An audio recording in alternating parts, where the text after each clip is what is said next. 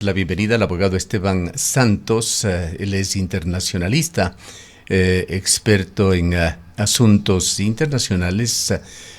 Quisiéramos, antes de iniciar el diálogo, asegurarnos de que el abogado Santos está con nosotros, pues Sí, no lo vemos en buenos pantalla. días. Sí, sería tan gentil en activar su cámara. Les pido un favor si es que me pueden dar unos minutos que por temas de conexión, mientras me escuchen tan pronto pueda, la aprenderé de inmediato. Perfectamente. Esperamos y ojalá podamos hacerlo, pues hay muchos televidentes que quieren verle también por la internet, Muy además amable. quedará para un registro para redes sociales. Abogado Santos, empecemos por la consulta popular y una de las preguntas polémica, la instalación de bases militares en Ecuador.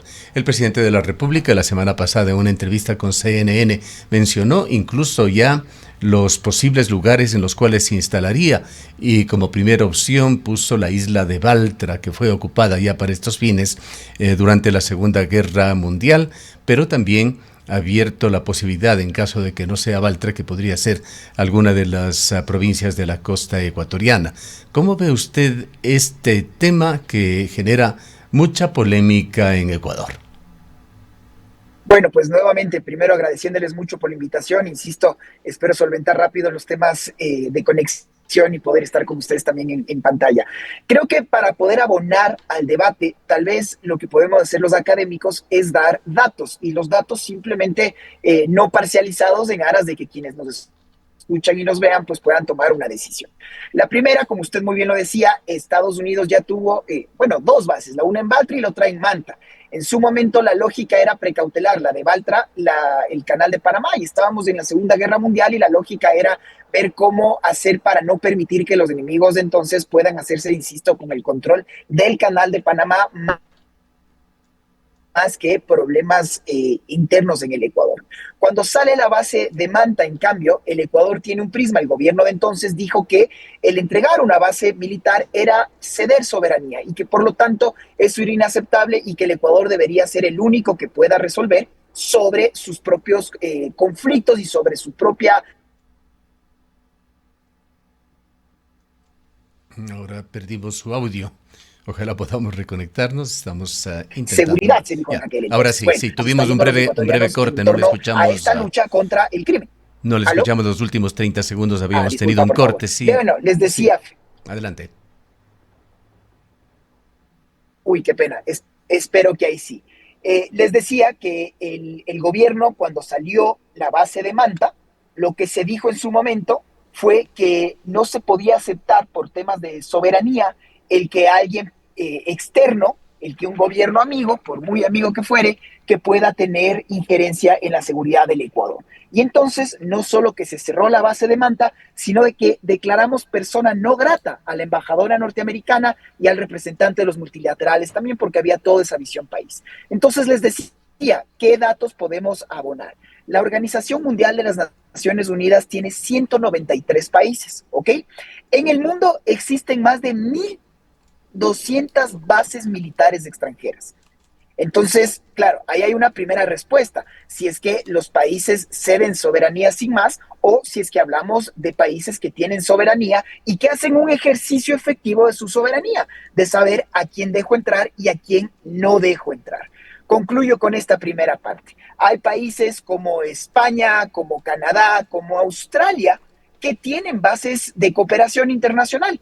Y yo creo que el Ecuador tiene que tener una respuesta muy clara en aras de comprender el fenómeno del crimen transnacional, del narcotráfico y cómo esto ha permeado todas las instituciones, lamentablemente, del país. Podemos hacerlo con el Ecuador, con la sartén por el mango. ¿Qué quiere decir esto? ¿Quién entra? ¿Quién sale? ¿Cómo entran? ¿Cuándo salen? Y por el otro lado, decir que no, que como vamos va bien y que el Ecuador debería poder solo con estas amenazas que no existían en la magnitud en la que han explotado, en mi criterio, hoy un poco más de 15 años después. En caso de aprobarse esta pregunta, se estaría eliminando el artículo 5 de la Constitución de Montecristi, que señala Ecuador es un territorio de paz, no se permitirá el establecimiento de bases militares extranjeras ni de instalaciones extranjeras con propósitos militares. Se prohíbe ceder bases militares nacionales a fuerzas armadas o de seguridad extranjeras. Este artículo de la Constitución se lo generó cuando estuvo en su mayor auge el correísmo, con un discurso bastante nacionalista, y se lo hizo en esos momentos con los argumentos fundamentales de que se debía garantizar la soberanía nacional. ¿Cómo ve usted este tema relacionado con la soberanía de Ecuador? Miren, y este tema, y enhorabuena que usted me haga esta consulta, porque yo creo que el Ecuador tiene que finalmente Le estamos entender, viendo ya, no sé, me están ventajosamente. viendo ahí, ok, lo celebro. Les decía que este tema de la soberanía creo que es algo que se lo tiene que discutir ya como ecuatorianos. ¿Qué es, en mi criterio, un ejercicio soberano de soberanía? Saber a quién dejo entrar y a quién no dejo entrar en mi país. Yo creo que el Ecuador lamentablemente dejó de ser una isla de paz y creo que hay que reconocer que el país, si bien no es un importante productor de cocaína, sí lo es en su exportación. Y además los conflictos geopolíticos internacionales, la lucha que tiene Donald Trump con el señor Maduro en las costas venezolanas o ahora con Gustavo Petro, creo que hacen y obligan a replantearse la estrategia de seguridad, porque si el Ecuador no entiende que ahora, porque el Atlántico está tan caliente, que la salida va a ser por la cuenca del Pacífico como lo está haciendo en este momento, y después no deberíamos tampoco rasgarnos las vestiduras al ver que los índices de criminalidad, de sedismo, sobre todo en la región costera, estamos viendo a niveles que nunca en nuestra historia la hemos tenido. Por eso es que creo que hay que sincerar el debate, hay que entender cómo funciona, cómo opera el crimen a 2025, si es que el Ecuador requiere de cooperación, que no necesariamente son militares con armas en el campo, sino que podamos creer, por ejemplo, en una lógica de cooperación en tecnología, en drones, en cooperación tecnológica sin más. Y creo que eso es algo que debería estar en el debate más allá de lo que tradicionalmente es en el Ecuador, un censo sobre la aprobación del gobernante de turno. Hay temas que quedan para el recuerdo, pero tenemos memoria de un incidente que se produjo en la base de Manta cuando estaba en su auge. Correcto. Es indiscutible el peso que tuvo la base de Manta en el combate al narcotráfico, dicho sea de paso, pero también fue escenario para claramente abusos de poder. Allí hubo el caso de un marino de los Estados Unidos que servía en la base de Manta, que cometió un asesinato en la ciudad de Manta y luego se refugió sin ningún tipo de consecuencia. Posteriormente fue trasladado de regreso a los Estados Unidos. No sé si usted lo recuerda, pero situaciones como estas son las que llevan a la reflexión justamente de temas de soberanía. ¿O cómo prevenimos que no se vuelva a dar otro caso como el de los chicos de las Malvinas? O sea, Ujú. estamos claros que los militares no es que van a llegar a entregar flores, yo lo entiendo perfectamente y como internacionalista también tengo la obligación de alertar de lo que sería que vengan tropas de otro país que no reconocen, por ejemplo, la soberanía, la jurisdicción de la Corte Penal Internacional. Entonces, también entendamos del otro lado, ¿por qué van a venir a ayudarnos? ¿Qué podemos, porque simplemente somos amigos, por nuestra linda cara, digo yo? ¿Por qué van a venir ejércitos o gobiernos de otros países a colaborar en esta lucha transnacional?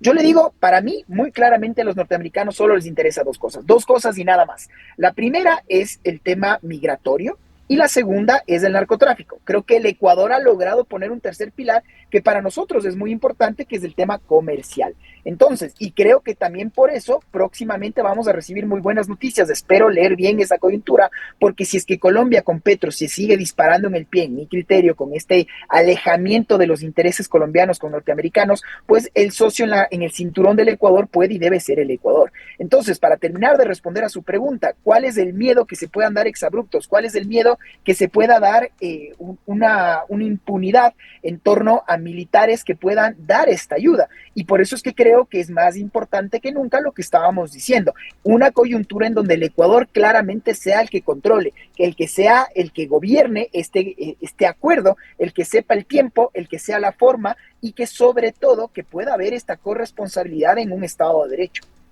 Ahora, el tema migratorio, que sería uno de los intereses norteamericanos, ¿no es contraproducente a los intereses del país? Acabamos de hablar con el presidente de la Cámara de Industrias de Cuenca, reconociendo él la importancia de las remesas. Aquí en la provincia de La Suay ingresan entre 2.000 a 3.000 millones de dólares por las remesas. Cierto es que también matizados por una tragedia de carácter social que conlleva este tema de la migración, pero económicamente es un ingreso muy fuerte para la región y para el país. Azuay y Cañar aportan por las remesas unos 7.000 millones de dólares a la economía ecuatoriana. Y observamos nosotros que siguen llegando semana a semana aviones llenos de migrantes ecuatorianos, si es que parte de los objetivos de los norteamericanos al poner una base militar aquí en Ecuador es controlar la migración. ¿Cómo debemos entender si es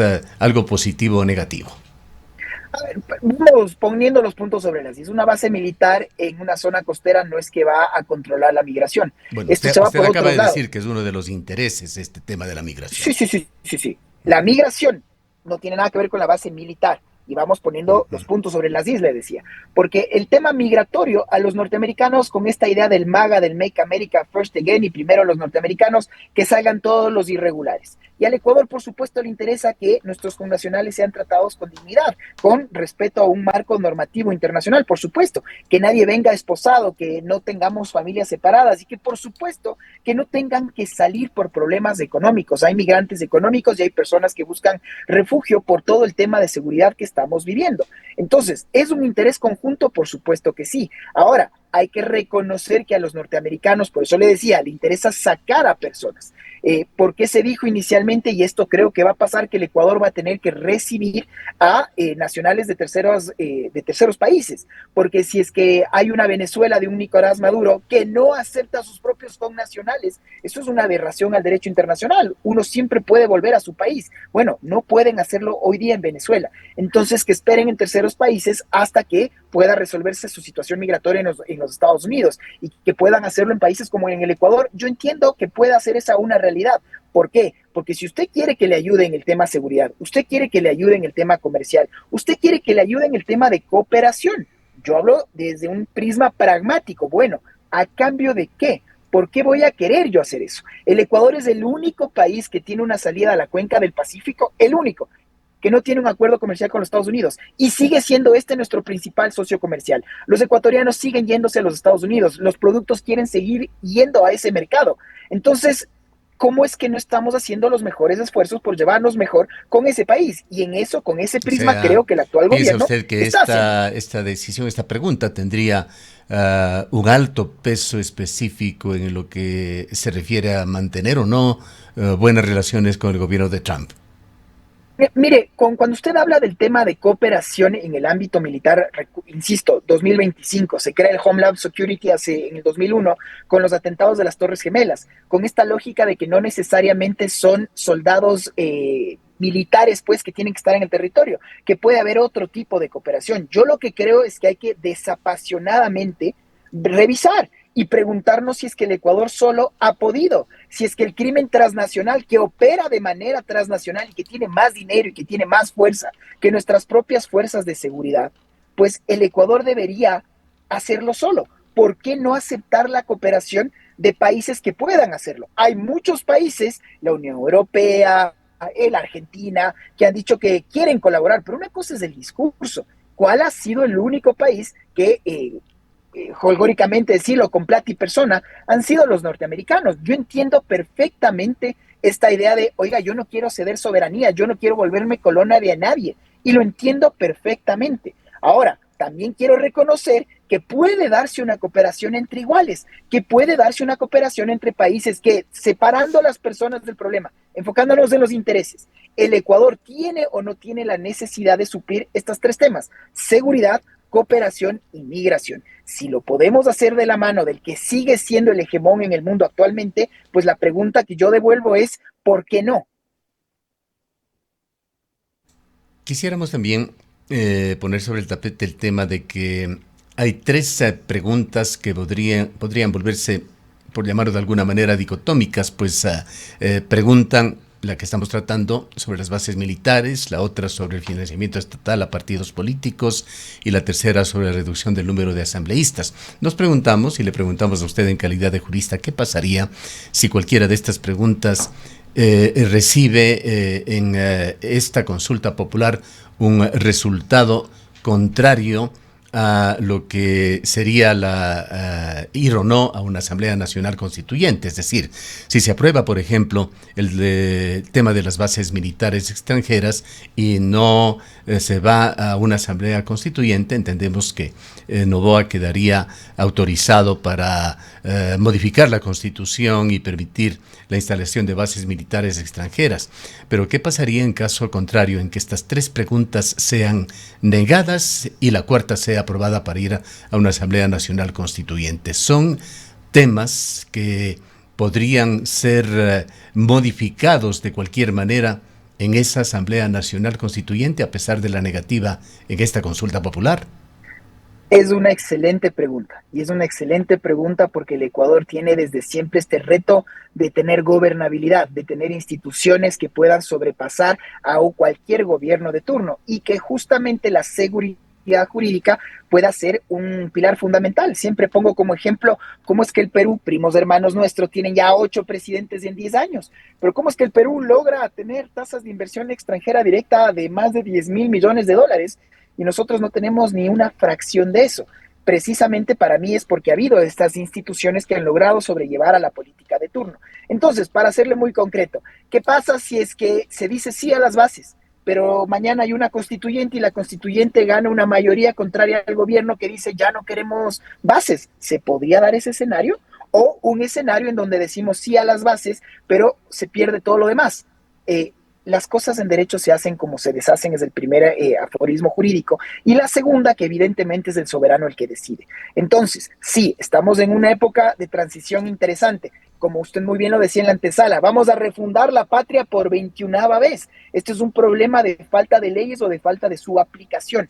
Yo creo que hay temas muy serios que tenemos que conversar. Creo que esta puede ser una oportunidad de reconstruir la paz y la colectividad, la gobernabilidad social. Que esto se lo haga en democracia. Yo soy un convencido que los problemas de democracia se resuelven con más democracia, no en las calles, no con la incripación social. Entonces, podría darse un escenario en donde se le diga no a la consulta, no a las bases, pero luego se dé una constituyente y en la constituyente se ponga que sí bases, sí, pero recordemos que esa constituyente que se escriba, lo mismo que pasó en Chile, se da un proyecto que tiene que nuevamente pasar a una votación. Entonces gana Boric, y Boric dice en Chile que no puede darse un Chile con una constitución que vino de Pinochet, de la dictadura. Se crea un proyecto de constitución que fue sometido a votación y que ganó el no. Entonces hoy día en Chile sigue esa constitución anterior, porque temas sensibles que se decían, por ejemplo, que solo hay un tipo de nacionalidad, eres chileno y punto, y hay solo un tipo de justicia, la justicia chilena y punto, y nos ponían como ejemplo de lo que no hay que hacer, con el tema de la justicia indígena, por ejemplo, de muchas nacionalidades dentro de un mismo país. Esos temas hay que ponerlos en el debate. Entonces concluyo diciéndole que sí, se pueden dar esas dos dicotomías, que gane la consulta sobre las bases y que luego se quiera presentar un texto en donde se diga que no a las bases, o al revés, que gane la consulta que diga no a las bases, pero que luego se presente un proyecto de constitución en donde se diga sí a las bases. Esa es la realidad. ¿En qué medida, abogado Santos, le preocupa a usted el tema de los requisitos para poder ser elegido asambleísta, habida cuenta además de que serán muy pocos ecuatorianos los que tomen las decisiones? Allí el máximo requerimiento es de que la persona, el candidato y el eventual asambleísta tenga más de 18 años de edad para la contratación para cualquier tipo de empleo en Ecuador. Creo que además es lo lógico. Lo primero que se revisa de una persona son sus estudios formales y la experiencia. Otra gran pregunta, porque si queremos volver a refundar la patria, lo puede hacer cualquier persona. Es que la participación en el Ecuador dice que así debería ser, o necesitamos gente técnica en la materia. El problema es que la gente técnica en la materia no necesariamente es la mejor para salir y decir voten por mí o levantar un banderín. Creo que esa es insisto, es una muy, muy buena pregunta que aquí viene siempre con una respuesta de dos partes. La primera, que ojalá se tengan los mejores asesores y que sobre todo que se tenga un norte, un horizonte de hacia dónde se quiere ir, porque hay una visión estatista que dice que no a la apertura internacional, no a esta cesión, y le dicen en mi criterio mal llamada soberanía, o no a los acuerdos internacionales. Y hay otra visión que cree en el multilateralismo, que cree en los acuerdos comerciales y que cree en esta cooperación con países amigos. Entonces esas creo que son las dos visiones. Y claro, esto viene de la mano de, como decía Dante Alighieri, ¿no? Que el problema, que el camino al infierno está lleno de buenas intenciones. Entonces, por supuesto que hay un miedo, que yo soy un partícipe de aquello. ¿Qué pasa si es que llegan personas no probas? ¿Qué pasa si llegan personas no técnicas? ¿Y qué pasa si es que luego de toda esta ingesta cantidad de dinero e inversión que se ha dado, pasa un escenario como el de Chile, que el Ecuador diga, no nos gusta ese proyecto y por lo tanto queda en nada más que una oportunidad fallida? Bien. Viene una campaña express para tratar de convencer a los ecuatorianos por el sí o el no, campaña que se iniciará formalmente el próximo día sábado, más allá de la gran campaña que se está dando ya en las redes sociales, abogado Santos, pero sin perjuicio de que usted añada cualquier tema más con respecto a la Asamblea Nacional Constituyente y a la consulta popular, que es un tema coyuntural de enorme importancia para los ecuatorianos, que exige la necesidad de que todos nos enteremos sobre qué vamos a decidir. Quisiera aprovechar su calidad de internacionalista y preguntarle sobre esos dos eventos democráticos que se han dado en Latinoamérica, tanto en Bolivia como en Argentina, a semana seguida, en donde hubo el triunfo en Bolivia de Rodrigo Paz. Allí se dio ya una segunda vuelta entre dos candidatos de derecha.